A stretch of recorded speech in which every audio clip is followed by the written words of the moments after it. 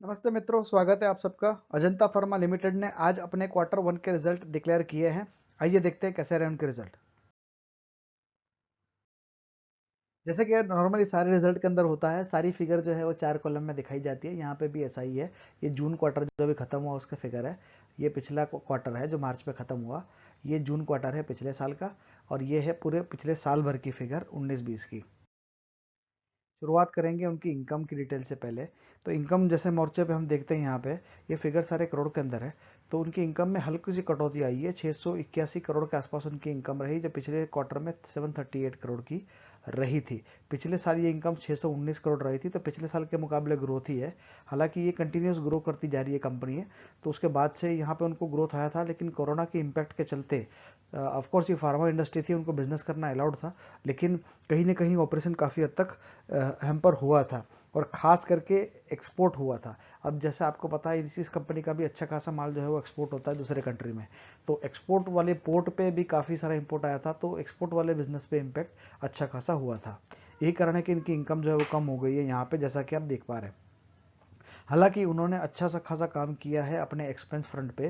560 करोड़ के जो उनके एक्सपेंस थे पिछले क्वार्टर में, वो उसे घटाने में सफल रहे और उसको 474 करोड़ तक ले आए हैं। तो 60 करोड़ ये और 26 करोड़, तो 60 और 26 86 करोड़ का उन्होंने अपने कॉस्ट में कटौती किया है। और यही कारण है कि उनका जो प्रॉफिट बिफोर एक्सेप्शनल आइटम और टैक्स जो है, ग्रॉस प्रॉफिट जिसे हम कहते हैं, वो 206 करोड़ पे रहा, जो पिछले क्वार्टर में 178 करोड़ पे था।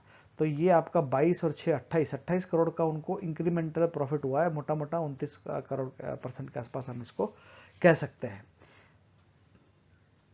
अब ये है उसका प्रॉफिट आफ्टर टैक्स। तो प्रॉफिट आफ्टर टैक्स जो टैक्स देने के बाद जो बचा है, वो है आपका 147% का रहा है, जो पिछले क्वार्टर में 129% का था। तो ये क्वार्टर ऑन क्वार्टर बेसिस पे ये करीब करीब जो है 29% से बड़ा है उनका प्रॉफिट आफ्टर टैक्स। तो ये बहुत ही अच्छी न्यूज़ है कंपनी के लिए भी और शेयर होल्डर्स के लिए भी। और यही ट्रांसलेट हो रहा है उसकी अर्निंग पर शेयर में। अगर हम नीचे देखेंगे तो उसका ईपीएस जो है वो 16.93 पे रहा है इस क्वार्टर में, जो पिछले क्वार्टर में 14.80 रहा था। तो यहाँ पे भी अच्छा खासा इंप्रूवमेंट देखने को मिल रहा है। कंपनी की रिपोर्ट के हिसाब से वो 10 साल में जो है वो उनका जो 20% इनकी इनकम जो है वो 20% कंपाउंडेड एनुअल ग्रोथ रेट से बढ़ी है। और नेट प्रॉफिट जो है वो 28% के हिसाब से बड़ा है। हालांकि ये 10 साल के फिगर है। अगर मैं 5 साल के फिगर में देखूं तो मुझे उतना अच्छा नहीं लगा, रादर वो उसमें उतना अच्छा नहीं है। तो प्रोबेबली अगर वो लिखा है तो सही होगा। तो शायद वो पहले 5 साल में उनकी ग्रोथ रेट काफ़ी ज़्यादा रही है, तभी ये एग्रीगेट में इनकम में 20% और प्रॉफिट में 28% आ रही है। अगर हम इसके टोटल इनकम की बात करें तो 2016 में ये 1770 करोड़ था, फिर ये 200 करोड़ हुई, फिर 2100 करोड़, फिर 2000 करोड़। तो यहाँ पे हल्की सी कटौती हुई है और फिर वो मार्जिनली बढ़ के 26.80 करोड़ के आसपास हुआ था। अगर उनके नेट प्रॉफिट की बात करें तो यहाँ पे 415, 506, फिर वो घट के फिर 468 पे चला गया, फिर और घट के 386 हो गया, फिर वो 467 पे आ गया। तो ये वाला फिगर मुझे पिछले 5 साल में इतना अच्छे नहीं लगे। इसका मतलब है कि पहले 5 साल बहुत अच्छा था, लेकिन 16 के बाद वाले जो 5 साल रहे उसमें परफॉर्मेंस उतना अच्छा नहीं रहा। और ये है इसका प्राइस चार्ट, जो कि मेरे जो हर स्लाइड में मैं दिखाता हूँ और एम्फेसाइज करता हूँ लॉन्ग टर्म इन्वेस्टमेंट के फायदे।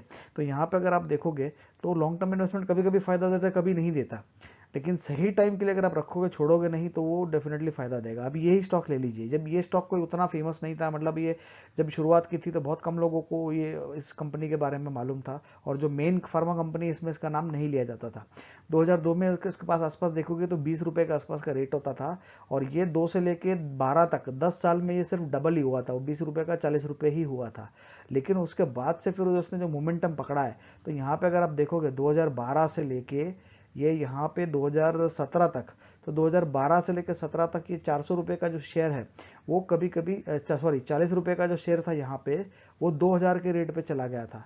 मतलब 2011 से लेके 2016 के बीच में 4 साल में इसका जो वैल्यूएशन है वो 50 गुना बढ़ा है। वो 40 रुपए से लेके 2000 रुपए तक चला गया। तो सीधा 4 साल के अंदर 50 गुना रिटर्न बहुत ही कम कंपनी दे पाती है।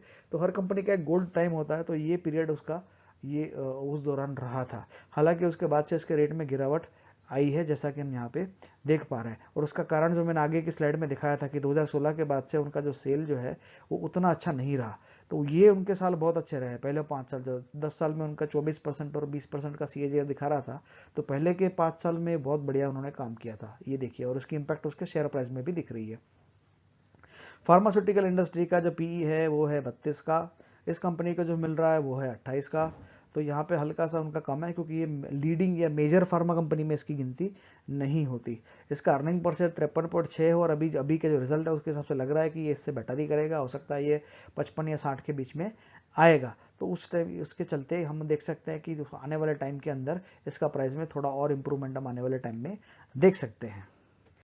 मित्रों, यहीं पे हम अपना वीडियो समाप्त करेंगे। अगर अच्छा लगा हो तो लाइक करें, कमेंट करें, शेयर करें, सब्सक्राइब करें। वीडियो देखने के लिए बहुत बहुत धन्यवाद।